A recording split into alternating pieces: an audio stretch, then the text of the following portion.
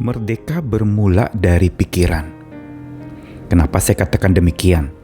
Karena sebenarnya yang namanya penjajahan, penindasan, atau konflik, atau peperangan, dan segala hal yang merampas kemerdekaan kita, itu sesungguhnya tidak akan pernah merampas bila dalam pikiran kita ada sebuah kemerdekaan.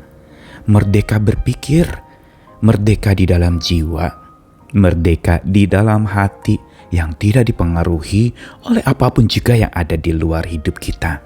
Sehingga tidak ada satu pun dan tidak ada seorang pun yang bisa menjajah kita, kecuali kita izinkan untuk hati kita, pikiran kita dijajah.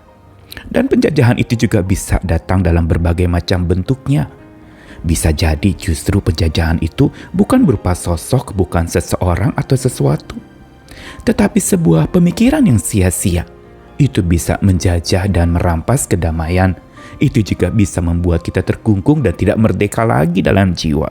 Karena kesia-siaan berpikir atau berpikir yang sia-sia itu seringkali merampas, itu seringkali menjadi penindas, dan itulah yang menjajah hidup kita. Kita perlu belajar terus untuk memahami arti merdeka yang kali ini adalah merdeka dari pikiran yang sia-sia. Saya Nikolas Kurniawan kembali menemani di dalam Sabda Tuhan hari ini dari Efesus pasal yang keempat, ayat yang ke-17 dan dilanjutkan ayat 20-24. Dengarkanlah sabda Tuhan.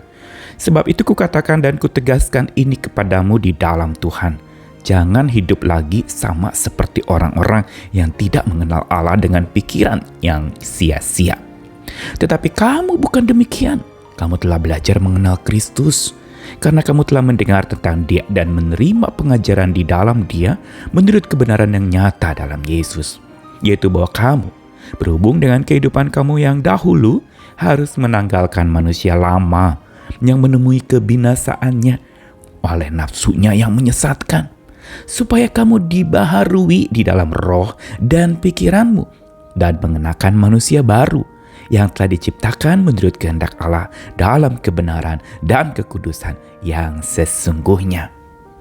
Ungkapan di dalam surat Efesus ini, surat dari Paulus kepada jemaat yang begitu bertubuh luar biasa, adalah sebuah pengingatan tentang status seorang manusia di hadapan Tuhan, orang yang sudah mengikut Tuhan, orang yang sudah menjadi pengikut dan murid Kristus. Yaitu status mereka sudah dibaharui.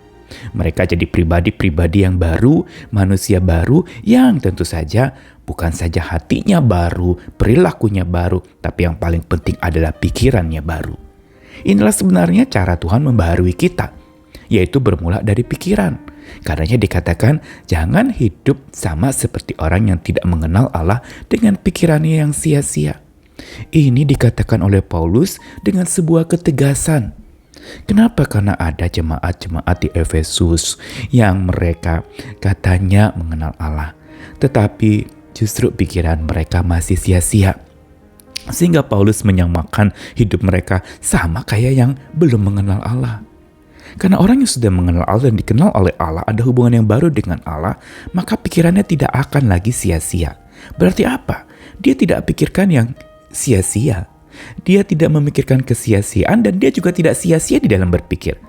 Artinya adalah bahwa dia memikirkan secara serius, dia memikirkan hal-hal yang berguna, hal-hal yang tentu saja jadi berkat, bermanfaat, berkhasiat, dan hal-hal yang baik, yang benar, yang mulia, yang sesuai dengan apa yang Tuhan inginkan untuk kita berpikir. Pikiran yang sia-sia bisa jadi pikiran kedagingan, pikiran sesuatu yang bisa hilang, bisa lenyap, bisa tidak dapat kita pegang lagi. Itu pikiran yang sia-sia. Tetapi kamu bukan demikian, ini dikatakan oleh Paulus. Berarti apa? Ada status seorang manusia baru yang telah belajar mengenal Kristus, sang pembaharu jiwa itu adalah seseorang yang terus hidup menerima pengajaran Tuhan menurut kebenaran yang dinyatakan. Yang mengingatkan bahwa kalau sudah menerima pengajaran itu, maka hidup kita yang dahulu harus ditanggalkan. Dan itu semua harus dibinasakan karena itu diberangus dan dihabiskan oleh nafsu yang menyesatkan. Dan untuk itu perlu ada yang namanya pembaruan dalam roh dan pikiranmu. Pembaruan di sini mengandung dua makna, yaitu apa? updating your mind. Updating your spirit and mind. Berarti updating itu mengikuti atau memperbarui, disesuaikan dan setiap hari baru. Dibarui sesuai dengan hari-hari yang dilalui itu. Berarti apa? Selalu dibarui dari hari ke hari oleh Tuhan.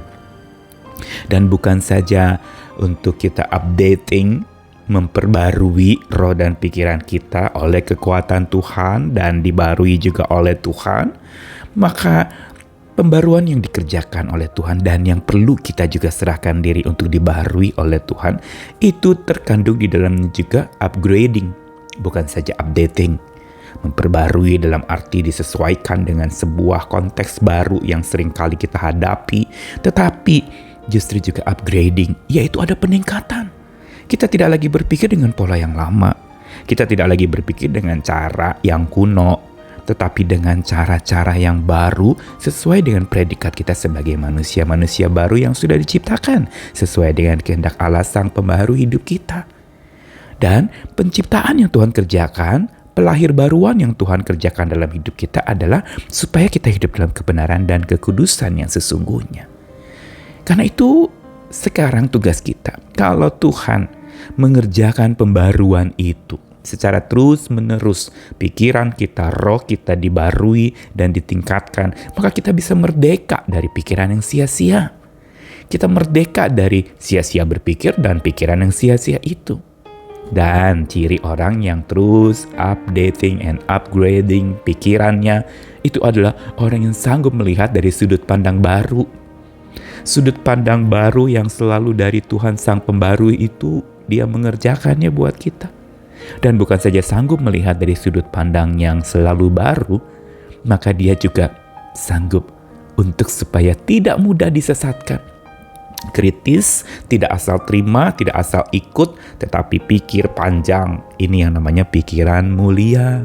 Bukan pikiran yang sia-sia dan sementara, tapi pikiran yang bicara tentang kekekalan, pikiran yang bicara tentang keabadian, pikiran yang membuat kita tidak mudah disesatkan oleh apapun juga, termasuk kekhawatiran, termasuk kecemasan, kecewa, konflik, atau hal-hal yang bisa menyesatkan kita.